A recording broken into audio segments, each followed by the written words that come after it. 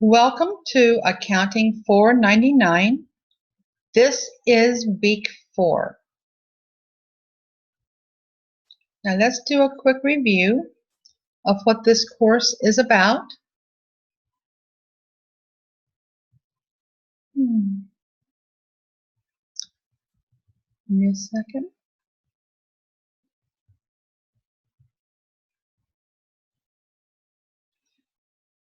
As we all know, this is a course in forensic accounting. In week 1, we talked about reporting. And in fact, your assignment on reporting was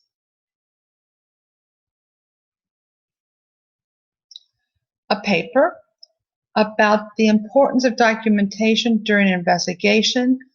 What does a proper report include? What should be excluded from a proper report, and what are the characteristics of one? So that's what we did in week 1. In week 2,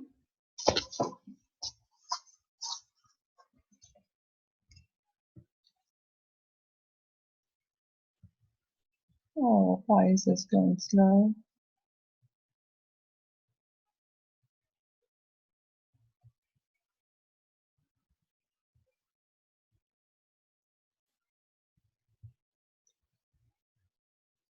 Sorry about this. My internet is going really slow today.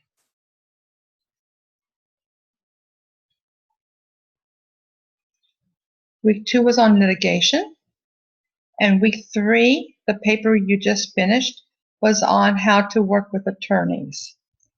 And those papers balance the fact that you are working under the direction of attorneys, but you still have to be neutral. You still have to, your report, your information has to be neutral, and you are trying to gather the facts, not the facts being swayed one side or the other. You are the neutral party in this exercise. And in week 4, and this is week 4, it's reports on the impact on financial markets. And you do not have a paper due, but you do have your assignment, your assessment, the exam, and a reflection on this course, on the curriculum, and that's for you to do. So basically, it's a light week. There's no papers. You have a quiz, a multiple choice quiz, and your daily checkpoints. Now I want to go to this actual assignment for this week. Let me go back to it. Well, not the assignment. I'm sorry. Not the assignment, but the subject of this week. And it should be on the report's impact on financial markets. So this is an area that accountants can actually have an impact on financial markets through the importance of their reports. Now, I want to show you something. It's when I started watching it, I could not stop watching it. The transcript, you just type in to Google PBS, Public Broadcasting System, Wall Street documentary, or I usually put PBS, Money, Power, and Wall Street. And it will get you a frontline television series. It's a 4-section series. And it was aired on April 24th and May 1st in 2012. Yes, I know it's a few years old, but it's an ideal show because it's a balanced documentary. Frontline is a balanced news source as well as PBS. And they took the history of what happened with the banking collapse in 2010, what happened when Obama took office, what happened when Bush took office, what happened when Clinton was president, how did his administration impact the financial markets. It's a great history of the recent years on what happened with money, power, and Wall Street, including the mortgage meltdown,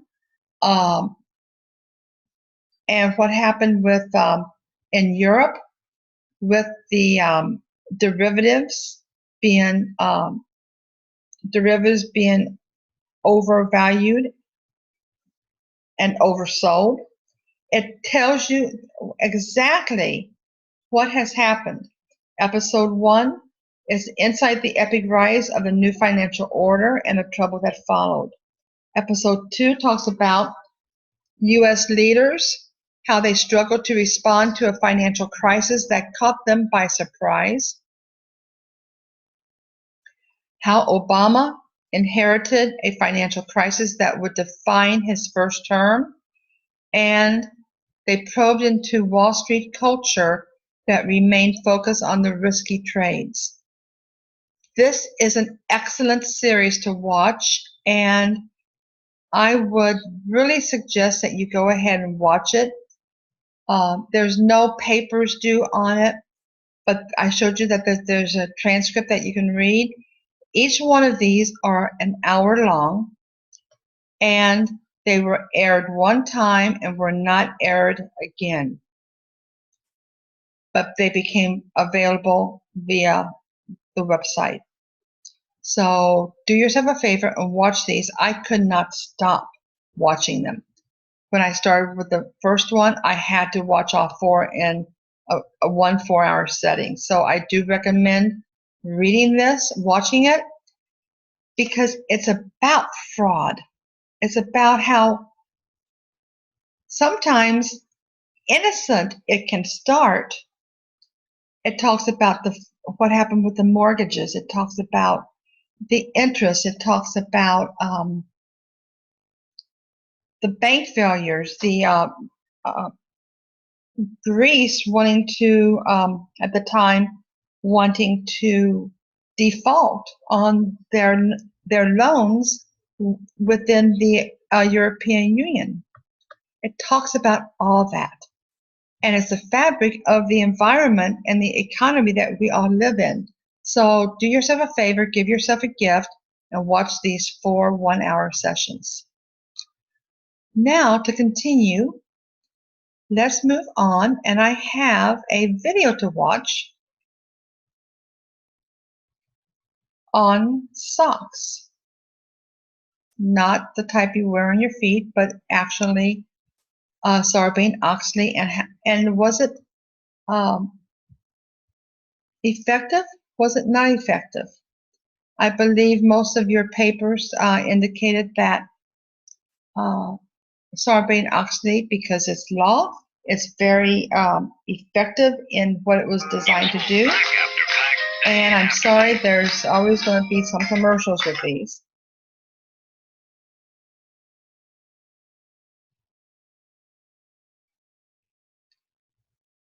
This will start in a moment.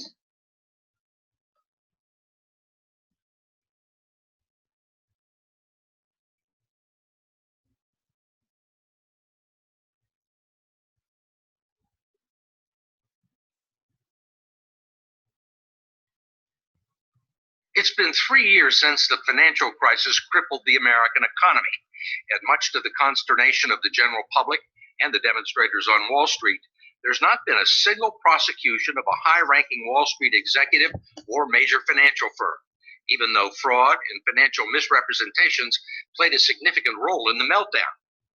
We wanted to know why, so 9 months ago, we began looking for cases that might have prosecutorial merit. Tonight, you'll hear about 2 of them. We begin with a woman named Eileen Foster, a senior executive at Countrywide Financial, one of the epicenters of the crisis. The story will continue in a moment. Do you believe that there are people at Countrywide who belong behind bars? Yes. Do you want to give me their names? No. Would you give their names to a grand jury if you were asked? Yes. But Eileen Foster has never been asked and never spoken to the Justice Department, even though she was Countrywide's executive vice president in charge of fraud investigations. At the height of the housing bubble, Countrywide Financial was the largest mortgage lender in the country, and the loans it made were among the worst, a third ending up in foreclosure or default, many because of mortgage fraud. It was Foster's job to monitor and investigate allegations of fraud against Countrywide employees and make sure they were reported to the board of directors and the Treasury Department. How much fraud was there at Countrywide? From what I saw, the types of things I saw, it appeared systemic. It wasn't just one individual or two or three individuals. It was branches of individuals. It was regions of individuals. What you seem to be saying was it was just a way of doing business. Yes.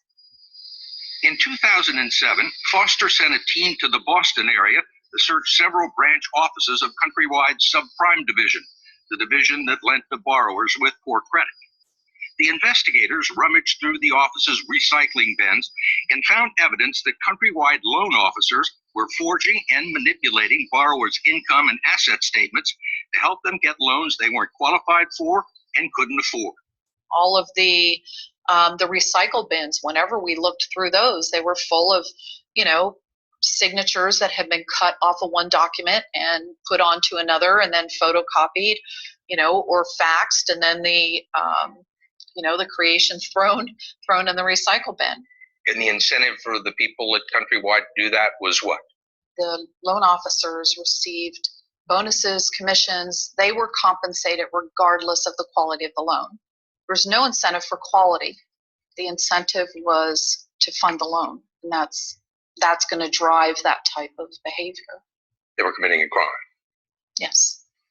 After Foster's investigation, Countrywide closed 6 of its 8 branches in the Boston region, and 44 out of 60 employees were fired or quit. Do you think that this was just the Boston office? No, I know it wasn't just the Boston office.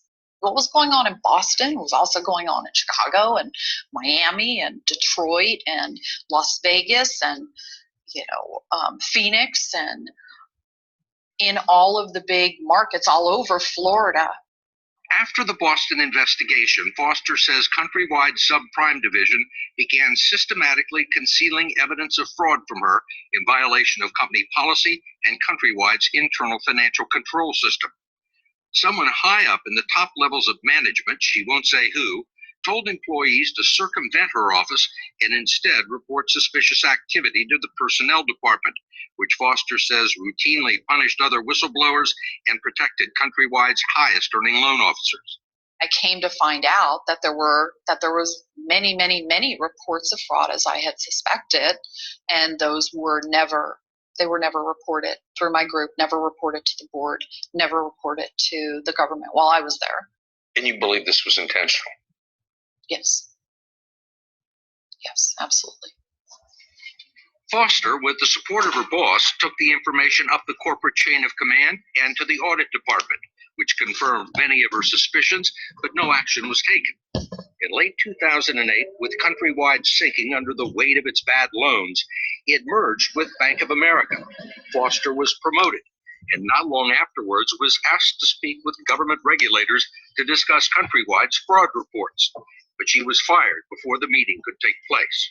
What would you have told him? I would have told him exactly what I've told you. Did you have any discussions with anybody at Countrywide or Bank of America about what you should say to the federal regulators when they came? I got a call from an individual who, suggested how I should handle the questions that would be coming from the regulators. Made some suggestions that downplayed the severity of the situation. They wanted you to spin it, and you said you wouldn't. Mm-hmm. And the next day you were terminated. Mm-hmm. I mean, it seems like somebody at Countrywide or Bank of America did not want you to talk to federal regulators. No, that was part of it. No, they absolutely did not. feel like you were a victim of criminal activity? It's a crime to retaliate against someone for making reports of mail fraud, bank fraud, wire fraud, mortgage fraud, things that would harm stockholders and investors. And that's what I did, and that's why I was terminated. Were you offered a settlement? They asked me to sign a 14-page document that basically would buy my silence in exchange for a large amount of money. But you didn't sign it? No. Why not? How many people can they buy off? They just pay for it, they commit the crime, and they buy their way out of it and just do it over and over and over again. I wanted them to have some sleepless nights thinking about what they would say to a federal investigator and worry about being exposed and being held accountable for committing a crime. Eileen Foster spent 3 years trying to clear her name. This fall, she finally won a federal whistleblower complaint against Bank of America for wrongful termination and was awarded nearly $1 million in back pay and benefits. So what law allowed her to get that benefit as a whistleblower?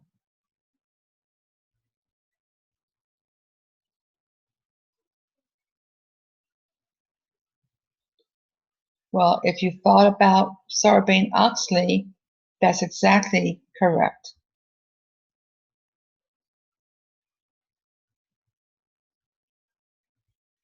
All of this raises several questions.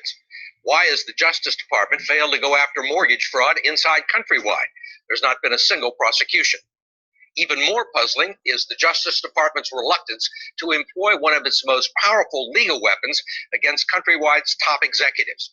It's called the Sarbanes-Oxley Act of 2002. It was overwhelmingly passed by Congress and signed by President Bush following the last big round of corporate scandals involving Enron, Tyco, and WorldCom. It was supposed to restore confidence in American corporations and financial markets. The Sarbanes-Oxley Act imposed strict rules for corporate governance, requiring chief executive officers and chief financial officers to certify under oath that their financial statements are accurate and that they have established an effective set of internal controls to ensure that all relevant information reaches investors. Knowingly signing a false statement is a criminal offense punishable with up to 5 years in prison. Frank Partnoy is a highly... What was that statement? Knowingly signing an incorrect statement can be a criminal offense. How strong is that? That sounds pretty strong, doesn't it? We'll come back to that. Regarded securities lawyer, a professor at the University of San Diego Law School, and an expert on Sarbanes-Oxley. The idea was to have a criminal statute in place that would make CEOs and CFOs think twice, think 3 times before they sign their names, attesting to the accuracy of financial statements or the viability of internal controls. And this law has not been used at all in the financial crisis. It hasn't been used to go after Wall Street. It hasn't been used for these kinds of cases at all. Why not? I don't know. I don't have a good answer to that question. I hope that it will be used. I think there clearly are instances where CEOs and CFOs signed financial statements that said there were adequate controls and there weren't adequate controls. But I can't explain why it hasn't been used yet. We told Partnoy about Eileen Foster's allegations of widespread mortgage fraud at Countrywide and efforts to prevent the information from reaching her, the federal government, and the board of directors in violation of the company's internal controls. I mean, that's a deliberate circumvention, right? Certainly sounds like it, and it certainly sounds like a good place to start a criminal investigation. Usually when the federal government hears about facts like this, they would start an investigation and they would try to move up the organization to try to figure out whether this information got up to senior officers and why it wasn't disclosed to the public. In fact, according to a civil suit filed by the Securities and Exchange Commission, Countrywide's chief executive officer, Angelo Mazzillo, knew as early as 2006 that a significant percentage of its subprime borrowers were engaged in mortgage fraud, and that it hid this and other negative information about the quality of its loans from investors.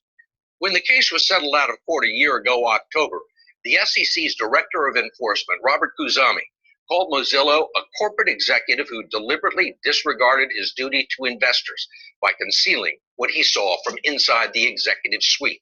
A looming disaster in which Countrywide was buckling under the weight of increasing risky mortgage underwriting, mounting defaults and delinquencies, and a deteriorating business model. Mazzillo, who admitted no wrongdoing, accepted a lifetime ban from ever serving as an officer or director of a publicly traded company and agreed to pay a record $22 million fine, less than 5% of the compensation he received between 2000 and 2008. What did you think of this? So 22 million divided by 0.05 for 5% is $440 million. So he had to pay $22 on a 440 base. $22 million fine, but he personally profited $440 million. That's not significant. 22 million to you and I may sound like a horrendously high amount, but it's like going to McDonald's for a hamburger. For us, it's that significant to him, this $22 million fine. Let's continue. Settlement with Countrywide. I think a lot of it, if I were Angelo Mozillo, I think I did pretty well for myself. No jail, a relatively small fine compared to the hundreds of millions of dollars I was able to take out of this company. Slap on the wrist. Clearly a slap on the wrist. And part of the problem is the dual nature of how we prosecute these kinds of violations. We have the Department of Justice, which can put people in jail, and the Securities and Exchange Commission, which can't. And it's sort of like we have this two-headed monster. One head has some teeth, the other head has no teeth. And it was the head with no teeth that went after Angelo Mozillo. So the greatest danger he was in from the beginning was maybe he'd be gummed to death, but not even that happened. So why does 3 months after the SEC settled the... So why do you think Sarbanes-Oxley, according to this attorney, has no teeth? Did you think about my previous question? Knowingly signing an incorrect statement can be an action that will get you into a criminal state. How do you go to court and prove when you knew something or when you didn't know something? Well, I didn't know that. Well, you signed it. Well, I didn't know it at the time. Well, there's no evidence of when you knew something. So it's a poorly worded civil suit. Law. Federal prosecutors in Los Angeles dropped their criminal investigation of Countrywide and its CEO, Angelo Mozillo. We wanted to know why the Justice Department has been unable to bring a single criminal case against Countrywide or any of the major Wall Street banks. And Lanny Brewer, the head of the criminal division at the Justice Department, agreed to talk to us. A year ago, in September of 2010, you told a congressional hearing that you seek to prosecute people who make materially false statements, people who told the investors one thing and did something different. That's absolutely right, and we're doing exactly that. We spoke to a woman at Countrywide who was the senior vice president for investigating fraud. Mm-hmm. And she said that the fraud inside Countrywide was systemic, that it was basically a way of doing business. Well, it's hard for me to talk about a particular case. Of course, in the Countrywide case, Steve, as you know, a terrific office, U.S. Attorney's Office in Los Angeles, investigated that, interviewed many, many people, hundreds of people perhaps, and reviewed millions of documents. They never talked to the senior vice president inside Countrywide who was charged with investigating fraud. Well, I can't speak about that because I actually don't know about that particular case. But if the senior vice president of any company believes they know about fraud, I want them to contact us. Brewer says the department has brought major financial prosecutions involving hedge funds, insider trading, Ponzi schemes, and a huge bank fraud case in Florida. But he acknowledged there have been no prosecutions against major players in the financial crisis. In our criminal justice system, we have to prove beyond a reasonable doubt that you intended to commit a fraud. But when you can't, or when we think we can't, there's still many, many important resolutions and options we have. And that's why there have been civil lawsuits and regulatory action. Do you lack confidence in bringing cases under Sarbanes-Oxley? Steve, no one really has accused this Department of Justice or this division or me of lacking confidence. If you look at the prosecutors all over the country, they are bringing record cases with respect to all kinds of criminal laws. Sarbanes-Oxley is a tool, but it's only one tool. We're confident, we follow the facts in the law wherever they take us, and we're bringing every case that we believe can be made. Lanny Brewer says this Justice Department has been as aggressive as any in history. But a recent report on federal prosecutions from a research center at Syracuse University says the number of cases brought against financial institutions for fraud is at a 20-year low.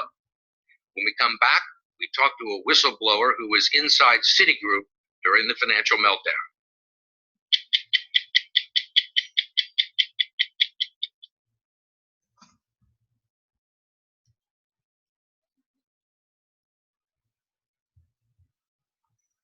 Well, what did you think? I thought was what I got out of this video is it is very easy sometimes to know if something's fraudulent. When people were trying to get loans and they weren't signing their documents, because they signed one document and they said, that's okay, you signed one, we'll be fine with that. Well, what they were really doing was cutting your signature off and putting it on another document, making a legal document, which is really illegal. So that was fraudulent right there. And selling people into houses too big for them. That's unethical. What about her career path? She was the vice president for fraud investigation within Countrywide. And the corporation decided to tell people not to go to her department to report on fraud, instead to report it to the personnel department. Then she did get transferred over to Bank of America. Then she was, Congress was interested in talking to her through investigations of their own. And then the next day she was fired. Those type of activities lead to the knowledge that something's fraudulent. So what I want you to take a minute or so and just think about what you heard from her and be able to pull some information from that.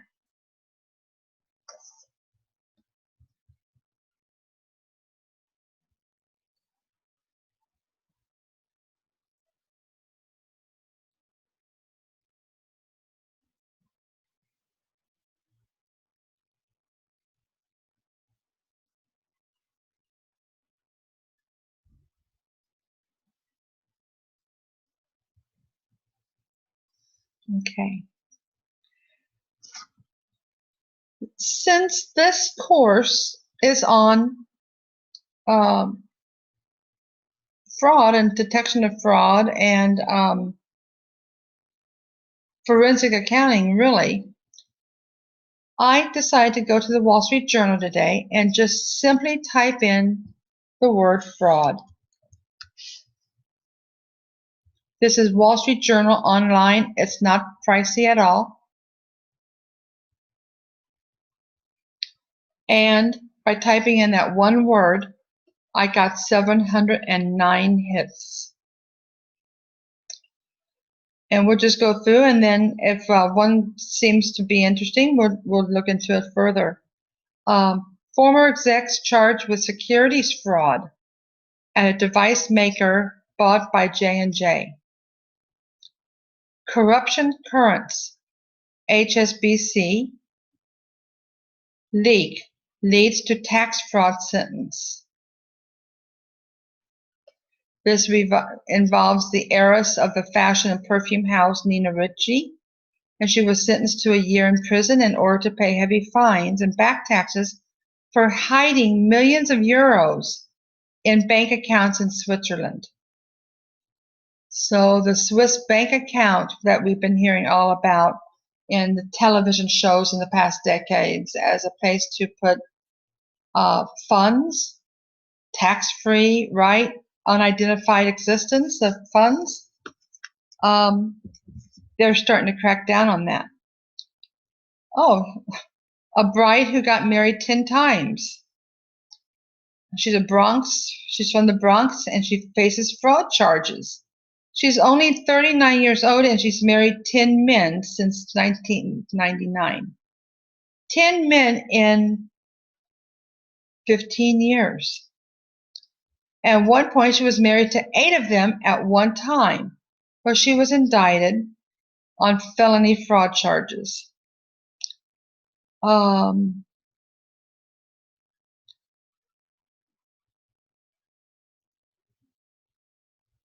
Public contracts in Italy, there is for fraudulent.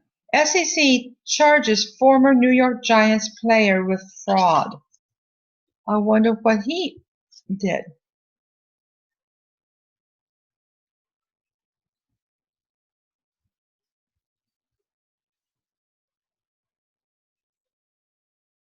He was operating a Ponzi scheme, and he played for the New York Giants, Miami Dolphins, and New England Patriots. All of his assets were frozen by the judge. SEC accused him of paying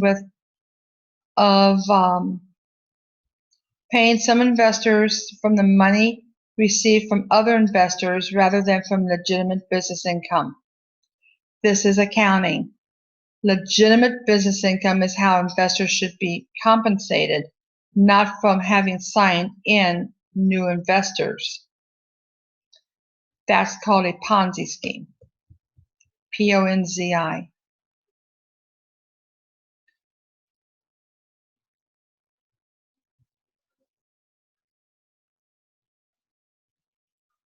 Okay, let's see what else we have. Sentencing Commission adopts new framework for fraud cases. And this was just on April 9th, 2015.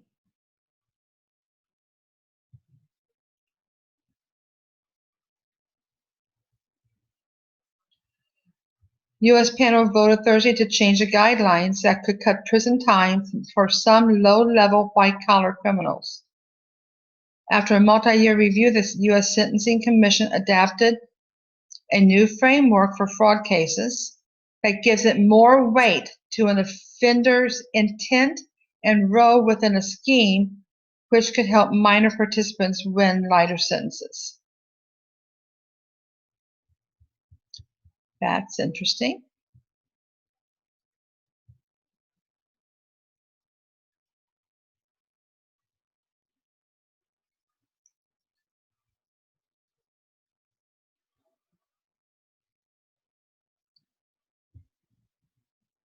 IRS near and dear to all of our hearts.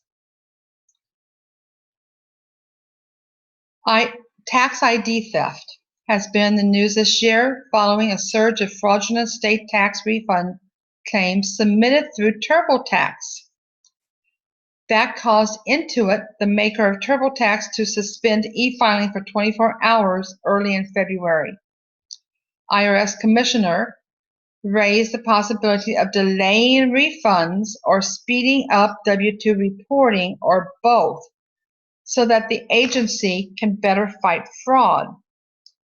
Okay, right now, if you file your tax return through electronic filing, e-filing, and you and it gets submitted on or before and approved by Wednesday of a week, let's say the first Wednesday of the month, your refund will not be in your checking account that Friday, but the following Friday, Friday of week 2. So 9 days, you'll get your refund money. That's a very quick turnaround. So I'm kind of curious as to the IRS commissioner wanting to delay refunds until they figure out if you've actually paid that tax or if you actually have that income or those losses. That will probably cause votes to be voted against Congress if they don't change that. What about speeding up W-2 reporting? Your accountants. Speeding up W-2 reporting. Let's think about this. W-2s, the fiscal year is the calendar year for individuals. Corporations and businesses can have other fiscal years that do not end on December 31st. Individuals, by law, have a December 31st fiscal year end. That's when we actually do our tax returns as of December 31st. Our W-2s are as of December 31st. It takes a while for a company to produce these.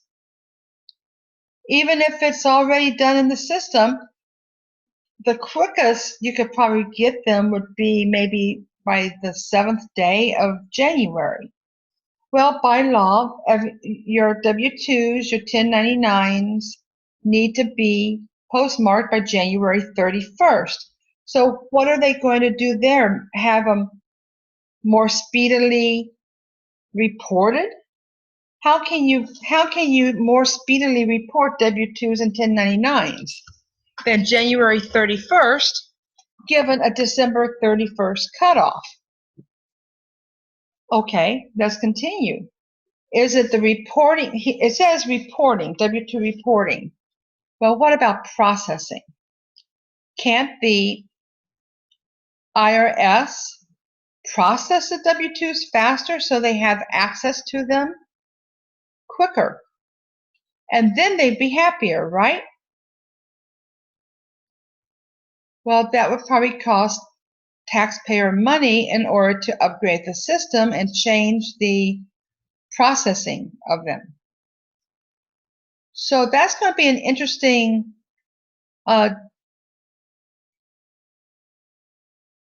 balance that he wants.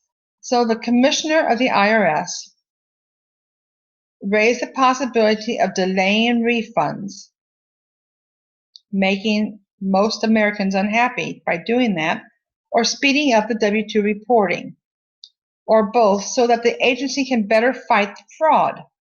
Well, we don't run fraud.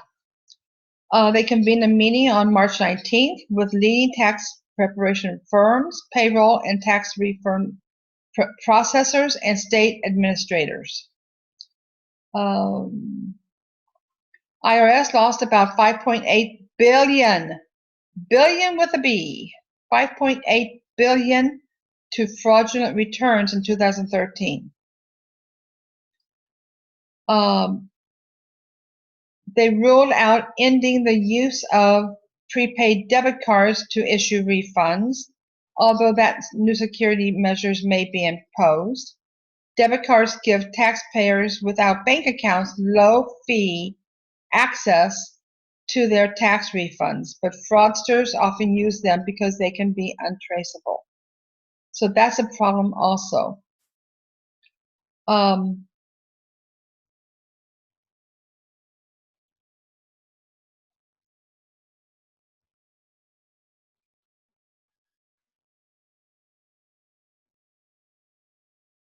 Yeah, so that was an interesting one. But do you see where fraud is everywhere in the news? When you just start looking for it, you can find it. That's kind of common to any major subject. So if you are interested in fraud investigation as a career path, you have a lot of huge and interesting projects that you could be working on. Let's continue here. U.S. recovers $3.3 billion in federal healthcare fraud. Wonder what happened there.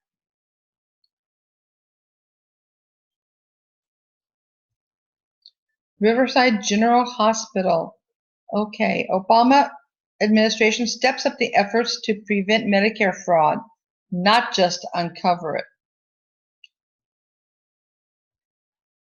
Okay, from individuals and companies that tried to defraud the federal health programs, part of an effort by the Obama administration to improve enforcement and prevent abusive billing practices. They recover $7.70 for every dollar spent investigating the healthcare related fraud. So if they recovered 3.3 billion, and let's see, $7.70, 1 divided by $7.70 is 12.9% times 3.3 billion. It cost them $428 million. $428 million to collect 3.3 billion. That's 12%, which is $1. $1 is 12% of $7.70. That marks the third highest return on investment since the anti-fraud program was launched 2 decades ago. The Obama administration is intensifying its focus on fraud and waste. More than $27.8 billion has been returned to the Medicare trust funds since the fraud and abuse program began in 1997. So do you think there's a career here?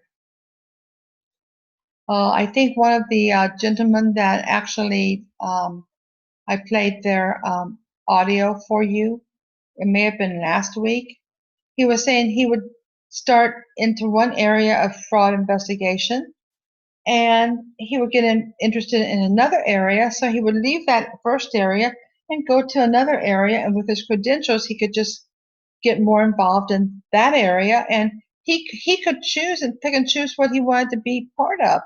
Do you want to go after IRS identity fraud? Do you want to go after the healthcare industry? Oh, slower tax refunds are a fair price to pay for less fraud. Half the people who surveyed said they'd be willing to wait a little longer for refunds, but there were limits to how long the delay the taxpayers would be willing to stomach. And this was on March 17th. Well, let's see, did they have any timing on exactly how long?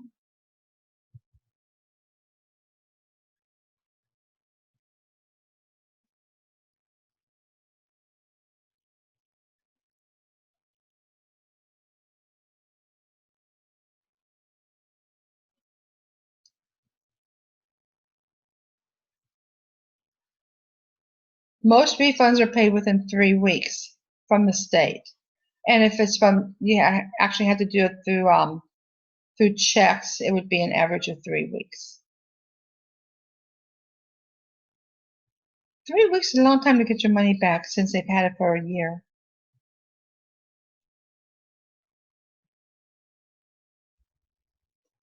Okay. So let's see what else we have going. Lawmakers are getting interested in looking for ways to fight identity theft fraud. Okay, I have a question for you. That video we saw earlier today, if Sarbanes-Oxley was word crafted by the lawyers in Congress, and and they knew it wasn't going to have teeth. Because they're attorneys, they know how to craft law. So if the penalty part was crafted not to be effective, why was the law passed?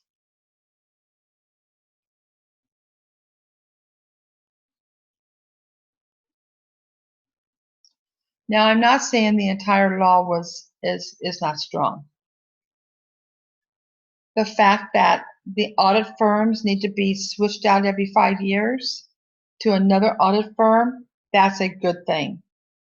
The fact that they put into place additional controls required, that's a good thing. The fact that they are protecting whistleblowers is a good thing. I'm just going after the penalty is weak, and that video tells you that.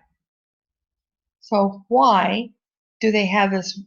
Do they set new controls? Do they Congress sets up the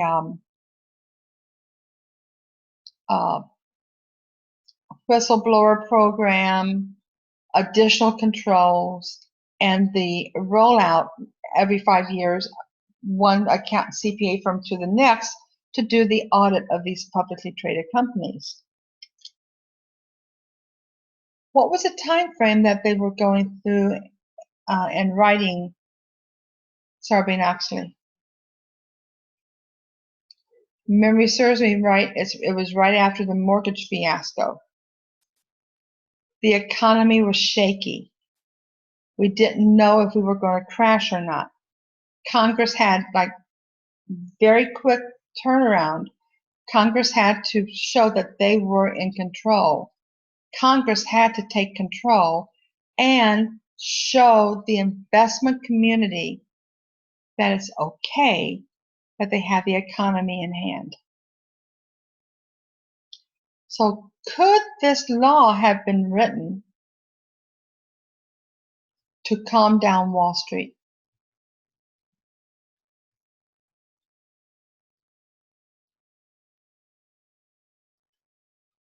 Ponder the point. Do your research. You know how to do research now. Ponder the point and make your own opinion.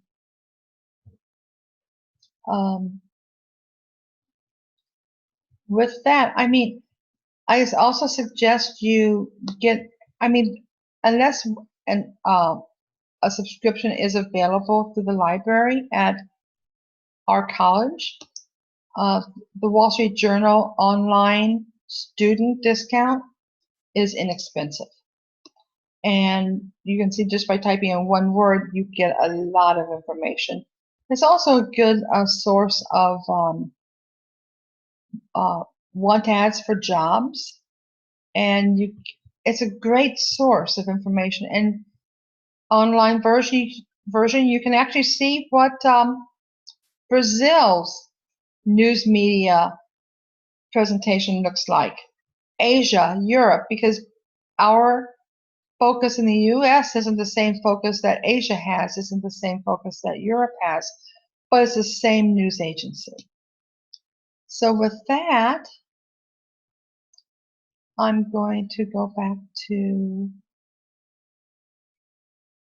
Money, Power, and Wall Street, 4-hour episodes, 4 one-hour episodes. I highly recommend that. And I want to tell you all that it's been a pleasure having you in my class. I've enjoyed this class. And your papers were very interesting because they were all different and the subjects were different. So I wish you well. I wish you strong careers in the near future, and much success to you and your family.